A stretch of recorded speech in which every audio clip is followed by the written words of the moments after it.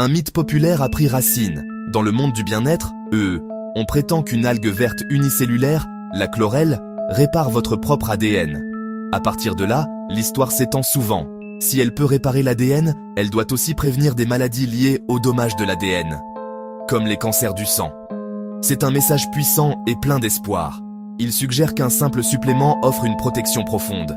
Mais face à une affirmation aussi audacieuse, demandons-nous, que dit la science?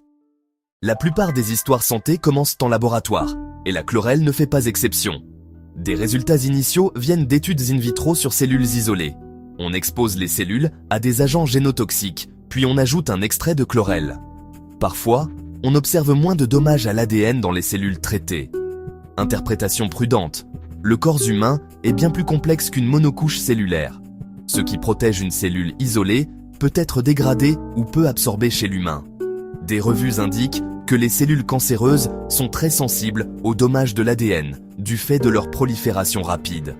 Ce qui marche en labo peut agir différemment, voire à l'inverse, chez un organisme vivant.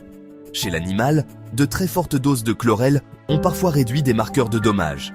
Effets protecteurs observés, mais à des doses non réalistes pour l'humain.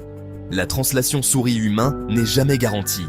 Dans les essais humains, les preuves sont minces pour réparer l'ADN ou prévenir les hémopathies malignes.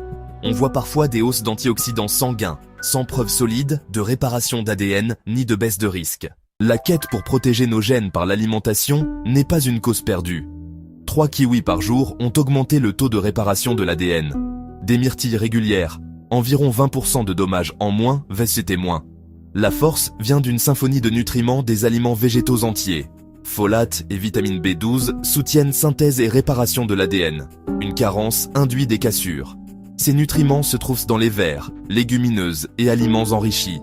Une base alimentaire nourrissante reste primordiale pour la santé cellulaire.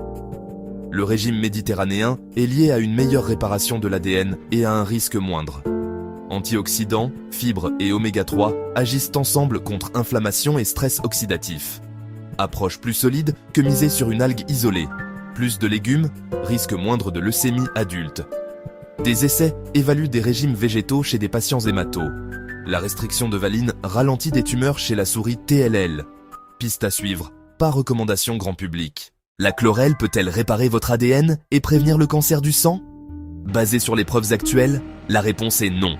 Des signaux en boîte de pétri et chez l'animal, mais pas confirmés par des essais humains rigoureux. Nutriments réels? Oui. Prétention exagérée par le marketing? Non. Vous pouvez protéger votre ADN via ce que vous mangez chaque jour.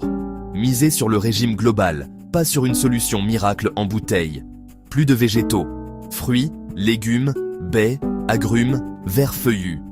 Ajoutez céréales complètes et légumineuses, vitamines, minéraux, antioxydants qui aident à la réparation de l'ADN. La science soutient les modèles comme le méditerranéen, pas la dépendance aux suppléments isolés. Industrie peu réglementée, qualité et dosage variables, prudence. Les organismes de lutte contre le cancer invitent à se méfier des conseils non vérifiés. Ne négligez pas les mesures prouvées. Arrêtez de fumer, poids sain, activité physique. 30-40% des cancers seraient évitables par mode de vie, diète. Envisagez un supplément? Parlez d'abord à votre médecin ou diététiste.